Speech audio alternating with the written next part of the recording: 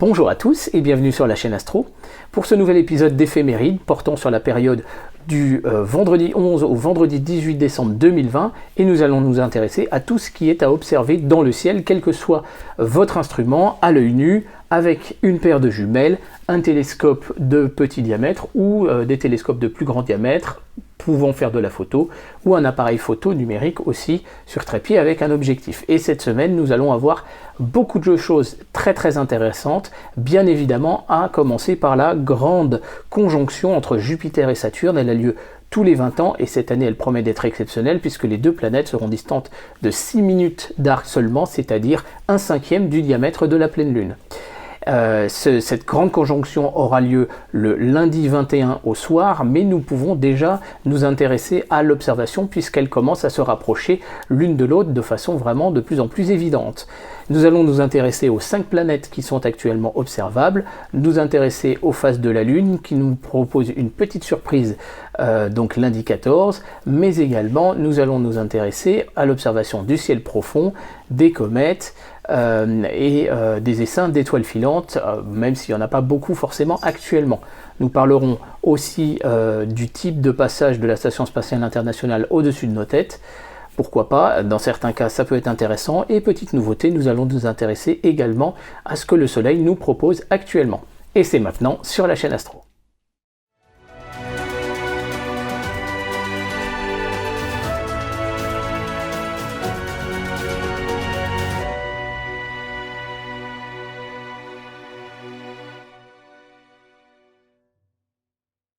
Alors la première chose bien évidemment, et elle apparaît sur le bandeau sur l'écran, vous avez ce tableau récapitulatif de tout ce que l'on va aborder ensemble. Sur la gauche vous avez bien évidemment la semaine calendaire et vous avez les dates du lever et du coucher du soleil, du lever et du coucher de la lune. Donc par rapport à la nuit, hein, bien évidemment, moi je m'intéresse, donc si je parle de la nuit du 11, on va s'intéresser au coucher du soleil et ensuite au lever le 12 au matin.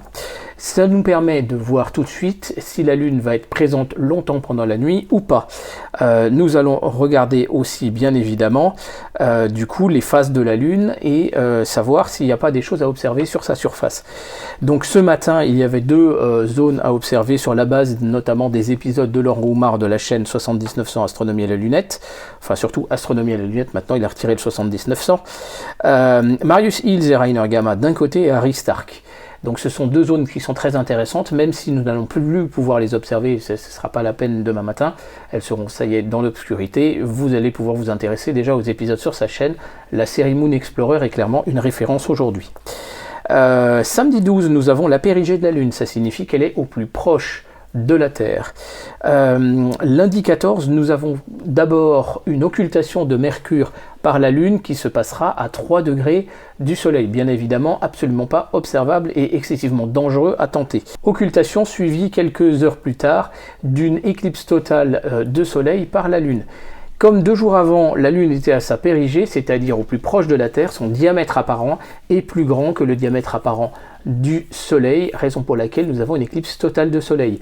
La Lune aurait été plus ou moins à la période de sa périgée, nous aurions eu une éclipse annulaire. Nous l'avons déjà fait dans les épisodes donc d'éphéméride précédents, de faire des photos de la Lune à sa périgée et à son apogée, de les mettre ensemble, de comparer ça avec l'aphélie et la périhélie entre la Terre et le Soleil, c'est-à-dire la plus grande et la plus courte distance de la Terre vis-à-vis du Soleil. Et quand on compare ces 4 prises de vue à faire bien évidemment avec le même instrument et avec filtre solaire de pleine ouverture quand il s'agit du Soleil, eh bien on peut comprendre que le facteur déterminant pour avoir une éclipse totale de Soleil ou une éclipse annulaire de Soleil, c'est bien évidemment la position de la Lune et la distance entre la Lune et la Terre. Et donc en l'occurrence, périhélie, on est au plus proche, c'est une éclipse totale de Soleil. Donc elle ne sera bien évidemment pas observable depuis l'hémisphère nord et particulièrement depuis la France, mais si j'ai la possibilité de capter un flux sur YouTube intéressant, eh bien je pense que je vous proposerai un live sur la chaîne pour pouvoir en parler ensemble et l'observer ensemble même à distance. Fort logiquement, qui dit nouvelle lune dit que la lune n'est pas présente pendant la nuit pour nous gêner dans les observations du ciel profond. Donc c'est le moment de nous intéresser clairement au ciel profond si la météo le permet. Et vous avez pour ça un épisode sur la chaîne, les constellations d'automne. Nous parcourons toutes les constellations comme voilà, Pégase, comme les Poissons, le Bélier, Andromède bien évidemment, mais aussi Persée, Cassiopée. Toutes ces constellations nous proposent des objets très intéressants à observer, quels que soient un petit peu vos instruments, il y en a vraiment pour tous les goûts. Donc cet épisode vous permet de vous familiariser déjà avec la rotation apparente du ciel au fur et à mesure de la nuit, vous familiariser à la reconnaissance des constellations. Pour moi, ça n'a pas de sens de traiter les constellations séparément les unes des autres, puisque certaines ne peuvent se retrouver que par soustraction, finalement par élimination des constellations qui sont aux alentours. Et donc avec un épisode global sur une zone globale du ciel, je pense qu'il est beaucoup plus efficace pour apprendre les constellations. Et ensuite, nous avons donc un panorama 360. Cet épisode est fait sur la base d'un panorama 360 qui vous montre la totalité de la voûte céleste. Et donc, c'est une bonne aide pour justement étudier les constellations bien au chaud avant d'une éventuelle sortie. Il fera bien évidemment très froid en cette période de l'année. Vous avez aussi un épisode avec tous les conseils pratiques pour bien vous équiper et ne pas souffrir des froids pendant vos soirées d'observation. À la nuit tombée, là on va se placer pour le centre géographique de la France. À la nuit tombée à 17h40 qui correspond au crépuscule civil, nous allons nous intéresser déjà à la position des différentes planètes. Alors bien évidemment déjà au sud-sud-ouest, vous allez avoir donc Jupiter et Saturne. Jupiter et Saturne sont très proches l'une de l'autre. Vous pouvez voir que déjà elles sont quasiment dans le champ apparent d'un oculaire de 40 mm de focale et 60 degrés de champ apparent sur un télescope de 1800 de focale. Mais déjà hier soir avec cet oculaire en 31-75, donc de la plus longue focale possible par rapport au coulant, donc là en l'occurrence on est sur un 32 mm 50 degrés de champ apparent, mais vous auriez eu un 25 mm avec 60 degrés de champ apparent, c'était finalement la même portion de ciel réel qu'on observe. Sur ce télescope qui fait 1000 de focale, donc un 114 000, et bien les deux planètes étaient déjà observables en même temps dans le champ. Donc ça commence sérieusement à se rapprocher pour ce qui est de la grande conjonction dont nous allons parler dans quelques instants. Pluton se trouve à côté, bien évidemment, elle est encore photographiable pour les plus acharnés d'entre nous, donc plutôt avec des télescopes de 150, 200 voire plus. Ceci dit, c'est encore un petit peu la fin. Dans la constellation du Verseau, donc on va se placer à peu près 2 heures plus tard, voilà, 19h40, vous avez Neptune. Neptune se trouve dans le Verseau, c'est pas les Poissons comme le dit l'application, à côté de Phi de la constellation du Verseau. Et donc en fait on essayera de se baser plutôt sur les 3 étoiles qui sont en dessous, dont vous pouvez voir que celle de droite est un petit peu orangée. Donc à l'oculaire on arrivera à les reconnaître, on remontera vers le nord pour retrouver là cette fois Phi de la constellation du Verseau et Neptune. Neptune est donc observable avec un télescope même de petit diamètre, il n'y a pas tant que tel de difficulté. Après, plus votre diamètre sera important, plus vous allez pouvoir grossir dessus, et là vous allez pouvoir comparer justement entre cette étoile Phi du Verseau et votre planète Neptune, que Neptune est beaucoup plus vaporeuse, elle est beaucoup moins ponctuelle, ce qui vous permet de comprendre qu'il s'agit bien d'une planète et non pas d'une étoile. On continue un petit peu plus tard, 20h40, 21h à peu près, plein sud, vous allez avoir Mars qui va rayonner 2000 feux. Nous l'avons observé ensemble lors d'un live sur la chaîne où nous avons pu constater qu'elle était d'une forme un petit peu plus gibbeuse, c'est-à-dire pas strictement ronde, mais un côté un petit peu érodé. C'est tout à fait normal puisque nous évoluons plus vite dans le système solaire qu'elle, plus vite en angulaire bien évidemment, parce que nous sommes plus proches du Soleil, ce qui fait que nous commençons à l'avoir un petit peu de côté avec une illumination pour Mars qui vient finalement vers la droite dans notre angle de vue. Et donc du coup, sa partie à gauche et finalement n'est pas illuminée. Mars nous offre encore des beaux détails. Son diamètre apparent est en train de décroître de façon importante. On peut le voir sur cette vue théorique. Donc il faut encore en profiter parce que bien évidemment, dans 2 ans, son diamètre apparent même à l'opposition sera plus faible qu'il n'était cette année. Donc continuons de profiter du spectacle. À sa gauche se trouve dans la constellation du Bélier la planète Uranus. Uranus peut être observé à l'œil nu. Je vous renvoie à chaque fois sur les différents épisodes concernant ces différentes planètes du système solaire. On se basera sur la tête de la constellation de la Baleine Pour reconnaître toutes ces constellations, je vous renvoie à l'épisode sur bien évidemment la reconnaissance des constellations d'automne, où les planètes n'apparaissent pas bien sûr, mais vous apprend à reconnaître les constellations. Les plus jeunes d'entre nous, avec un excellent ciel, pourront arriver à la voir à l'œil nu, mais avec une paire de jumelles, vous n'aurez pas de difficulté à l'observer, ou avec le chercheur d'un télescope, tout simplement. Bien évidemment, au télescope, vous la verrez comme une boule plutôt bleu pâle. Là encore, en grossissant, on verra un diamètre apparent et non pas une étoile ponctuelle. Globalement, au fur et à mesure de la nuit, eh bien, tout ce petit monde va se coucher vers l'ouest, et c'est au petit matin, vers 7 heures, que l'on peut encore voir Vénus, mais c'est vraiment la fin. Vénus est en train de passer derrière le Soleil, ce qu'on appelle la conjonction supérieure, et donc là, bien évidemment, on ne va plus pouvoir la voir pendant quelques semaines, et ensuite, on la verra revoir, cette fois, à la tombée de la nuit, le soir. Et je vous proposerai à ce moment-là un épisode dédié à l'observation de Vénus, puisque je ne l'ai pas encore sorti. La très bonne et simple raison, c'est que j'attendais d'avoir les filtres spéciaux pour l'observation de ces nuages, et maintenant je les ai. Je vous renvoie à l'épisode sur mes photos prises depuis l'observatoire de Saint-Véran. Je vous propose de nous intéresser maintenant finalement à Jupiter, et donc un petit peu aux éphémérides du système jovien. Donc ce vendredi, entre 18 et 19 heures, on va voir apparaître un transit de Io, puis ensuite de son ombre. Alors son ombre, ceci dit, ça va être un petit peu difficile parce que là, on sera passé sous l'horizon, quoique, mais on a éventuellement ce phénomène déjà du rapprochement de Io qui va rentrer dans le disque. Ça, c'est pour donc ce soir, vendredi 11. Samedi 12, nous avons la grande tache rouge qui sera observable, profitons-en. Dimanche 13, rien d'intéressant. Lundi 14, on a Ganymède qui est à proximité, mais là, vous voyez, elle se rapproche, mais pas énormément. Par contre, on a éventuellement un début d'observation de la grande tache rouge. Le mardi 15, on a la fin de la grande tache rouge, mais là, c'est vraiment limite quand c'est au bord comme ça à observer. Mercredi 16, rien de spécial. Jeudi 17, nous avons la grande tache rouge. Et enfin, vendredi 18, nous avons rien de spécial à part les nos deux lunes. Intéressons-nous maintenant justement au rapprochement entre Jupiter et Saturne. Vous pouvez voir qu'elles sont encore un petit peu distantes, bien évidemment, vendredi 11. Elles sont à 1 degré 7 minutes de distance. 1 degré le samedi 12. Ensuite, 54 minutes d'arc le 13, nous avons 47 minutes d'arc le 14, 40 minutes d'arc donc mardi 15, mercredi 16 nous avons 34 minutes d'arc, nous avons 27 minutes d'arc le jeudi 17 et vendredi 18 nous sommes à 21 secondes d'arc, donc là on va pouvoir déjà commencer à attaquer clairement des photos avec déjà un petit peu plus de focale et un peu plus de détails même sur la surface de nos deux planètes. Cela nous amène donc naturellement à la question de comment photographier nos deux planètes. En réalité, vous allez pouvoir les photographier avec vraiment tout ce que vous voulez et vous n'avez pas besoin de monture motorisée.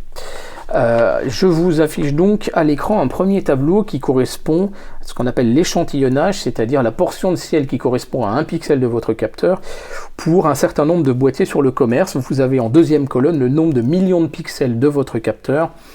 Peu importe que ce soit du Nikon, du Canon ou du Sony, ce qui nous intéresse, c'est que le premier groupe, ce sont des appareils APS-C, le deuxième, des appareils full frame. Après, si on considère que le ciel tourne à 15 secondes d'arc par seconde, on va s'intéresser à trouver le temps de pause pour avoir une dérive qui va faire seulement un seul pixel.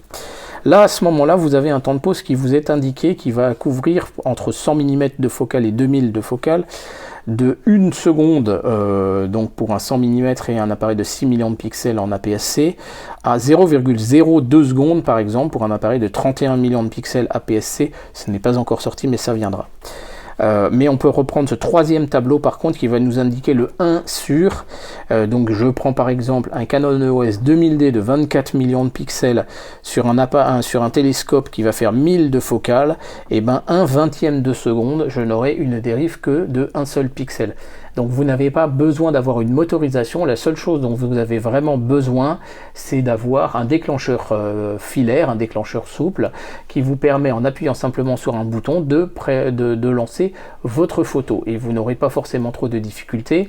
La sensibilité, on veillera à adapter la sensibilité pour ne pas trouver le bon compromis, et on fera plutôt des photos avec une faible sensibilité, des photos avec une forte sensibilité, pour d'un côté mettre en évidence peut-être la surface de la planète, même si avec des faibles focales ce sera difficile, mais éventuellement commencer à mettre en évidence les lunes. Un exemple, une photo faite avec le Sony A7R II sur le Samyang 135 sur la Star Adventurer, mais elle n'était même pas motorisée, et bien voilà ce que ça peut donner. On devine 3 ou 4 lunes de Jupiter et également une lune de Saturne sur l'image. Donc vous voyez qu'il n'y a pas besoin forcément de moyens techniques énormes pour arriver à les mettre en évidence. Au smartphone, sur un télescope, c'est éventuellement faisable. La grosse difficulté, c'est que globalement le smartphone va avoir du mal à s'adapter à la super luminosité de la planète, qui va faire un point extrêmement lumineux. Mais vous mettrez en évidence éventuellement les lunes, et quand elles seront au plus proche, et bien avec un adaptateur de smartphone sur oculaire, vous allez pouvoir faire une photo déjà rien que pour le souvenir. J'essayerai de tout mettre en œuvre, bien évidemment, pour vous proposer un live. On est en train d'étudier avec des amis la possibilité de se rendre dans un lieu où la météo sera peut-être bonne, et d'essayer de faire un live peut-être dimanche 20, lundi 21 et mardi 22. Donc on essaiera de se donner 3 opportunités de pouvoir faire un live d'observation du phénomène. Cette grande conjonction, je le disais, elle est exceptionnelle. 6 minutes d'arc, c'est pas tout le temps. Et bien si on regarde bien, 1981, parce qu'il peut y avoir éventuellement des phénomènes de changement de sens grade ou rétrograde des planètes. Les 3 donc en 1980 et 1981, c'était à 1 degré d'écart. En 2000, c'était 1 degré d'écart également. En 2040 et 2060, pareil. La prochaine à 6 minutes de distance, ce sera en 2080. Et donc globalement, si je regarde depuis 1802, on n'avait pas eu un rapprochement, en tout cas c'est la liste que j'ai trouvée sur Wikipédia. Au minimum depuis 1802, c'est le rapprochement le plus proche entre ces deux planètes. Nous avons la chance, jamais quelque part dans l'histoire de l'humanité, nous n'avons eu autant de moyens techniques pour pouvoir profiter de cette grande conjonction, donc c'est vraiment le moment idéal. Autre chose à considérer sur notre période, bien évidemment, les comètes. Nous avons une comète véritablement intéressante. Il s'agit de C2020 M3 Atlas. Elle se situe dans la constellation du Cocher. Elle est juste à côté de quelques nébuleuses, justement. Donc qui étaient plutôt à photographier ce mercredi, ce jeudi. Bien évidemment, il est possible, si vous avez un champ plus large, de continuer l'opération ce soir si la météo le permet. Et au fur et à mesure des jours dans la semaine, elle va monter en direction de l'étoile Capella de la constellation du Cocher. Sa luminosité est en train de diminuer, bien évidemment, donc c'est le moment éventuellement d'en profiter. Là, on sera plutôt sur des télescopes d'un plus grand diamètre. 200, j'ai envie de dire, c'est le minimum pour avoir un peu de plaisir. C'est pas une comète exceptionnelle, loin de là, on n'est absolument pas au niveau de la comète Neowise de l'été dernier. Mais par contre, des photos de grands champs avec les nébuleuses autour, si vous avez l'opportunité, ça peut être assez sympa. Et donc, c'est vraiment ce week-end encore qu'il faut en profiter. Ne vous inquiétez pas de la luminosité qui est annoncée sur les applications ou éventuellement des sites internet de 14, parce qu'il s'agit de la luminosité théorique du noyau sans considérer la coma qu'il y a autour de votre noyau. Et donc bien évidemment, quand on ajoute la luminosité de cette coma, on tombe plutôt sur une magnitude 8, magnitude 9 qu'une magnitude 14. Donc il y a toujours ces deux valeurs, je vous renvoie au site The Sky Life qui donne ces indications. Nous avons 2 essaims d'étoiles filantes sur la période, à savoir les Sigma Hydrides d'un côté, donc constellation de l'Hydre, et les Coma Bérénicides, c'est-à-dire la constellation de la chevelure de Bérénice. Donc elles sont plutôt visibles en deuxième partie de nuit, aux alentours de 1h, 2h du matin, mais c'est 3 par heure à peu près pour chacun de ces 2 essaims. Donc là, bien évidemment, on ne va pas s'attarder là-dessus, il faut simplement le savoir. Et si vous voyez une étoile filante ou si vous la photographiez, essayez de repérer la direction qu'elle a adoptée et essayez de voir quelle constellation était la constellation de départ. Et donc à partir de ce moment-là, vous aurez une assez bonne idée de savoir à quel essaim elle correspond. La Station Spatiale Internationale ne nous propose pas grand-chose cette semaine. Pourquoi? Parce que nous allons avoir encore 2-3 passages très bas en tout début de nuit. Et après, mais c'est complètement la fin finalement des passages de nuit. Donc on est sur des passages diurnes en pleine journée. Ces passages diurnes peuvent donner lieu à des passages devant le soleil. Malheureusement, le site CalSky qui nous permettait de prévoir ces passages a fermé. C'est dommage qu'il n'ait pas fait d'appel aux dons parce que ça aurait pu permettre de lui permettre de continuer ses activités. Il était bien pratique. Si vous connaissez du coup un site internet ou une application qui permettent de se programmer des alertes, n'hésitez pas à me le faire savoir afin que je puisse en faire partager l'ensemble de la communauté. Cela nous amène donc naturellement à parler du soleil. Petite nouveauté, donc le soleil bien sûr ne s'observe qu'avec des filtres adaptés de pleine ouverture, on ne prend pas de risque pour notre santé. Le soleil nous a proposé ces derniers jours une tache solaire qui est maintenant vraiment sur le bord droit du soleil et qui va vraiment disparaître au cours du week-end.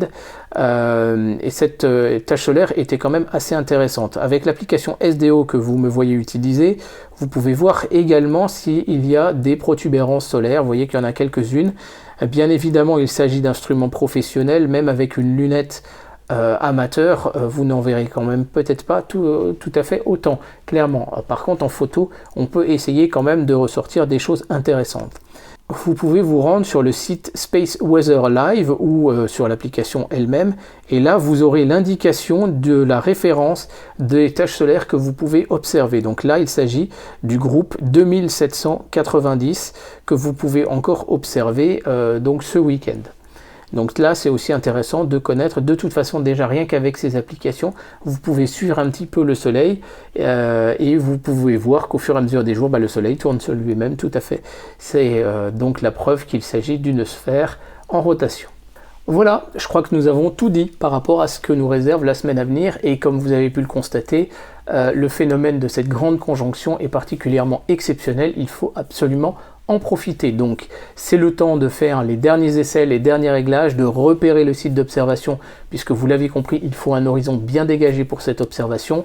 Globalement, entre l'hémisphère nord ou l'hémisphère sud, le duo de planètes sera situé à 11 degrés de hauteur au moment du crépuscule civil, moment où on commence à les voir à l'œil nu pour le nord de la France, 15 degrés de hauteur pour le sud de la France, donc c'est préférable bien sûr d'être au sud de la France.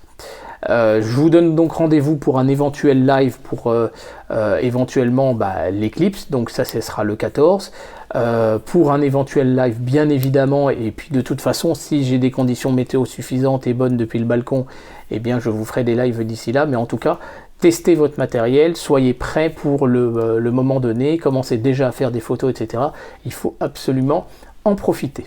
Je vous donne rendez-vous pour les prochains épisodes également, et notamment, je l'espère dimanche matin si tout va bien, pour un épisode sur l'utilisation des lentilles de Barlow. Et en réalité, quand je suis en train de préparer cet épisode, même si je n'ai pas encore commencé le tournage, je m'aperçois qu'il y a bien évidemment des a priori négatifs, des a priori positifs. On va parler des lentilles de Barlow, on va parler aussi des PowerMate, qui sont des télé-extenders, donc c'est une construction un petit peu différente, mais on va les aborder en même temps. Et en fait, vous allez voir qu'il y a quand même des pièges aussi à l'utilisation des Barlow. Mais tout ça, je vais essayer de démasquer un petit peu ça et de remettre aussi un petit peu les différentes choses en perspective par rapport à l'utilisation de cet accessoire qui nous est vendu presque systématiquement avec un télescope amateur, mais c'est éventuellement peut-être un piège. Mais ça, nous le verrons bientôt sur la chaîne Astro. N'hésitez pas à partager cet épisode autour de vous, c'est vraiment le moment d'en profiter pour aider à vulgariser l'astronomie autour de vous. Et je vous dis surtout à très bientôt pour la chaîne Astro. Merci, au revoir.